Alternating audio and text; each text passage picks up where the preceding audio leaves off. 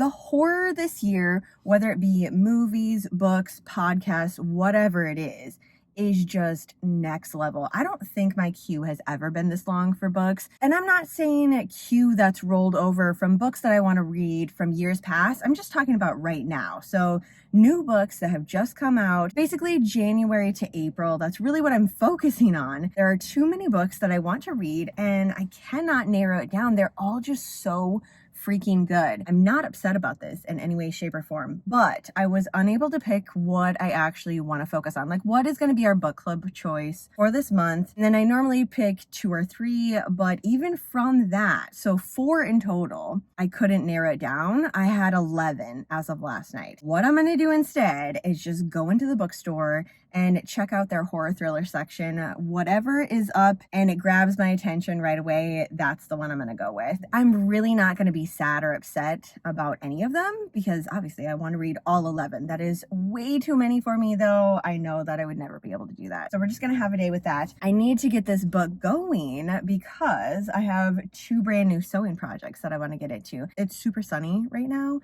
So I was thinking about sewing up some pajama bottoms or just like lounge pants in general, which means I needed to get some more cotton. So I just got out of the fabric store. Look at this. I freaking love this so much. There was, I think, 3 different options with the background choice. They had a white, a black, and like a gray fog almost type of color.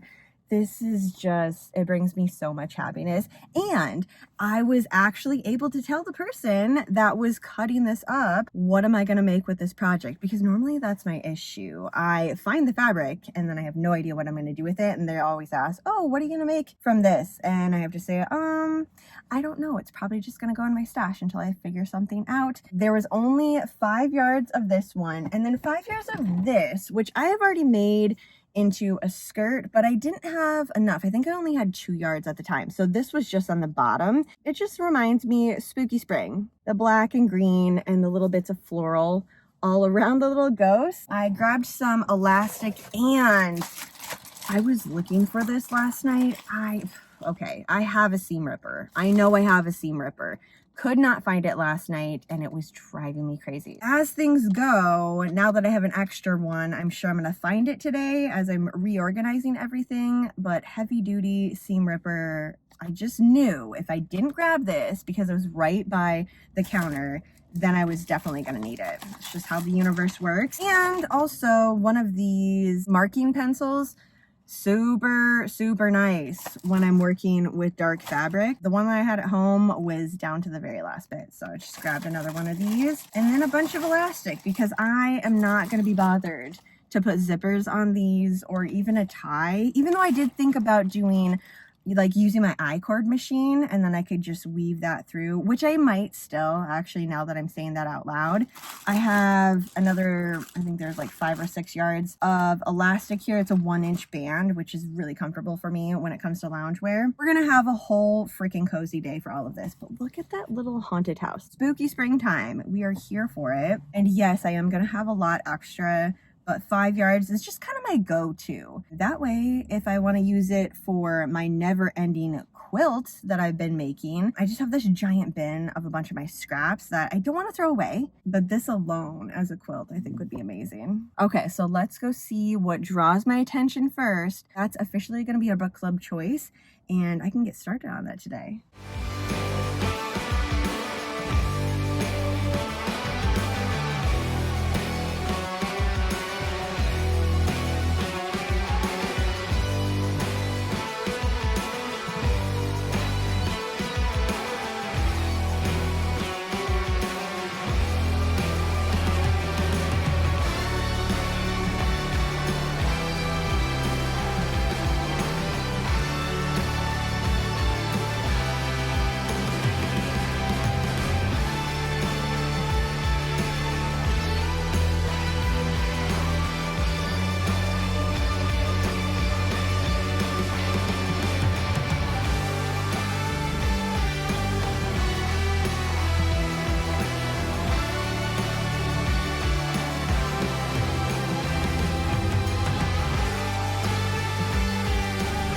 Something else that I want to start this month, this used to be my TBR jar, just a bunch of random books that I want to read. Sometimes it works out, other times it doesn't. Instead, I'm turning this into my Ghoul Squad suggested TBR jar because I have a very, very long list, and every single month it just keeps building and building and building because you're amazing and you love a lot of the same books that I do: horror, thriller, mystery, murder mystery, cozy reads. I'm just gonna start filling this up. A couple of years ago, I found this tiny container at a maker's market and I had no idea what to do with it. I just knew that one day it would come to me. At one time, I think I had pens in it, but I have way too many pens for this to be a thing. So these are going to be my little scraps of paper for all of the books that you suggest. I have a feeling it's going to fill up very, very quickly. So for this month, I have 10 in total, and I'm just going to pick one. I know that doesn't seem like a lot. As the month goes on, if I make it through all 4 of my books that I chose, this is what I'm going to be picking from. The first suggestion was one that I actually had in my queue for February, the Dead Husband Cookbook. If I pull this one, it's just meant to be. I need to read it. All right, there we go. First one in for the Ghoul Squad pick jar. And this way I also get to use a bunch of my scrap paper because this whole pack, it's not full. It's like bits and pieces that I've used throughout, little scrappy bits of scrap paper in here. Next up is Best Offer Wins. Not only has this been on my list, but I love the cover of it.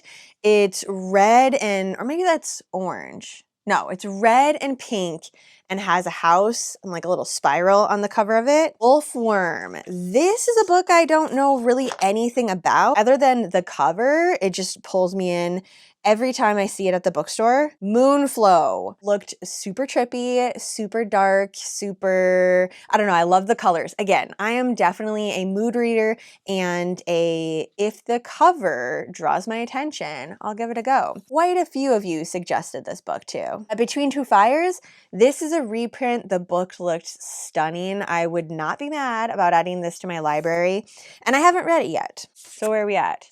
2, 4, 5. The September House was suggested many times. This is one that I've already read. Highly, highly suggest. If you can wait until September, I would say that's the perfect time to read that book. So I'm not gonna put it in here. I already read it. But if you haven't read it, put it on your list. A Botanist's Guide to Parties and Poison. This is a mystery, amateur sleuth, crime based in the 20s, 30s, London, 1923. That whole setting for a murder mystery, I think is just fantastic. Also, the cover of this book is very pretty. One of them that gets repeated over and over and over, and I'm so very glad that it does, The Vampire Knitting Club. If you haven't gotten into this and you are a cozy murder mystery ghoulie, start that. I have read and reread that entire series. It has vampires, it has a wool shop, a tea shop. There's just everything that you could want in a cozy murder mystery. Next up is The Poison Grove. Betrayal is a bitter poison. The pink, blue, and red all together and how the colors just contrast beautifully. The cover gets me. Crime, mystery, women sleuth, 8 hours and 56 minutes. So this is a pretty quick one in comparison to the other murder mystery books that I have. The Witch's Orchard. Mystery, private investigation, small town and rural, witches, wizards, women sleuth. Yeah, this sounds like a great one. So I actually went in the bookstore to find a tangible copy of it. If I draw it from here, I'm just gonna grab it in audiobook form because I was really excited about it. It's called The Caretaker, or supernatural suspense. There's 9 hours and 48 minutes of crochet time. Nothing less than the survival of humanity is at stake. This is a very new one too. It came out the end of April.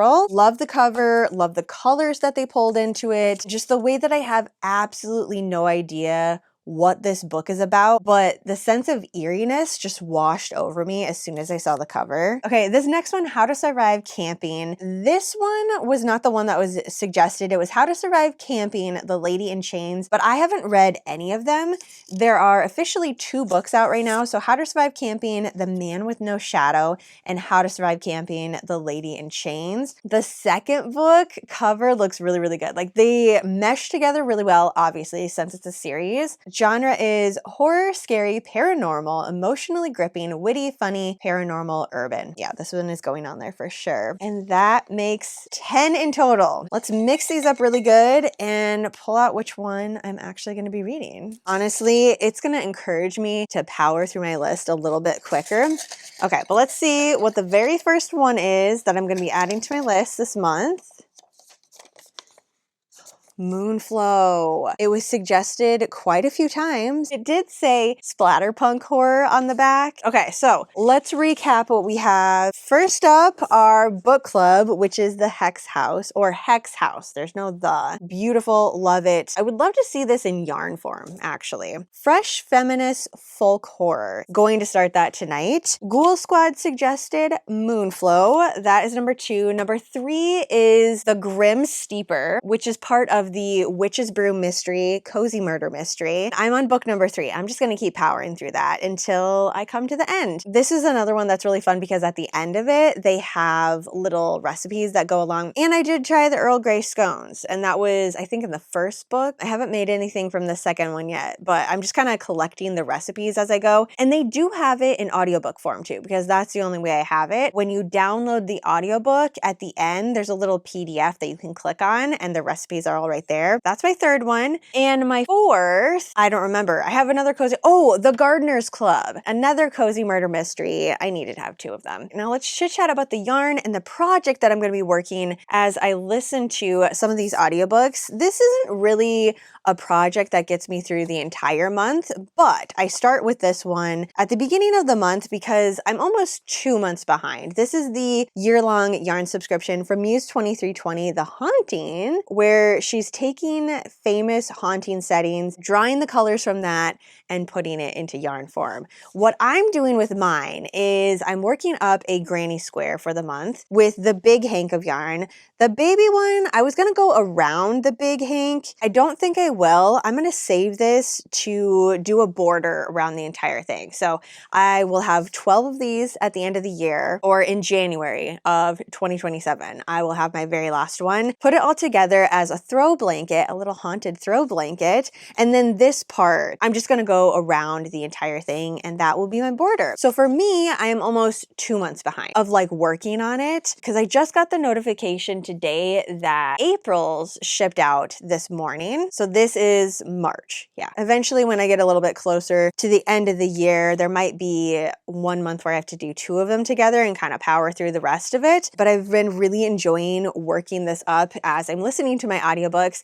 It's been a nice and slow project for me too, since I'm just doing a granny square, like a solid granny square. It's nothing that I have to really think about. I've done that stitch, I've done that granny square many, many times over and over again. So I can just fully get immersed in whatever audiobook I'm listening to and work this up. There was quite a few options of yarn in the bases and also the weight that I could choose from. But for the entire year-long yarn subscription, I'm using the Pippic DK weight, which is 75% superwash merino wool, 25% nylon. The big hank of yarn is 245 yards, and the baby hank is 49 yarns. This one was inspired by the Stanley Hotel, which is absolutely going to have to go on my list of movies to watch this month. Never get tired of The Shining. And I didn't watch it for April, which I normally do. It's just a fantastic one to get me into the spirit of Halloween. We have the Haunting logo for the entire year, and then the back has a little blurb about the Stanley Hotel. So this is going to go on my bulletin board. I've just been collecting all of them, not only because I love the logo, but also so I can go back at the end of the year and remember, okay, what colorway went to what. This one is pretty easy to guess. It looks like we get a solid color for both, which is fun because up until now, we've been getting little variegated, oh no, that's not true. The red, there's a little bit of variety in the red. Insanely happy that we have a red to add to the blanket. The first month was inspired by Annabelle, so there was a little speckle of red, but nothing like this. I think I'm gonna get started on this actually. Let's cake this up, see if it looks any different from hank form into cake form, and that way I can set it right here. I can just pick it up and go whenever I get into my audiobooks.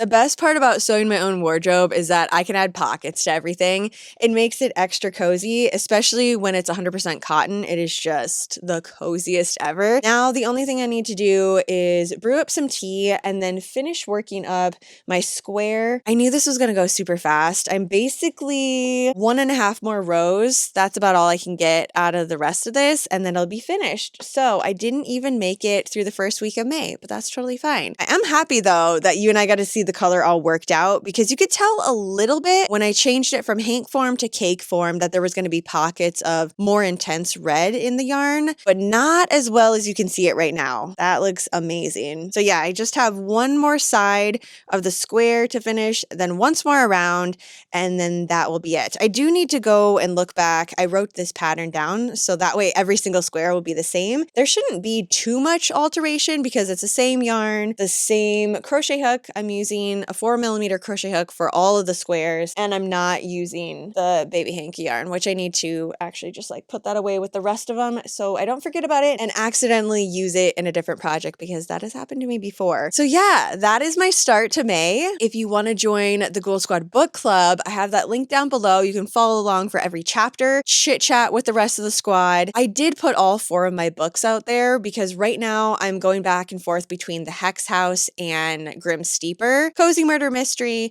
and then just something totally different. So those 2 I'm reading right at the same time, and then the other 2 are there, so you can go ahead and pick and choose. You can read all 4 of them along with me, or just join the one for our book club this month. There's also a spot for you to shout out recommendations for me to read. So if you want to see your pick written out in the Ghoul Squad TBR jar next month, shout that out. I'm just going to keep adding on to it. Send me all your recommendations. Otherwise, that is it for me tonight. Thanks for hanging out with me. I hope you have a super spooky rest of your night, and I will see you in my next video.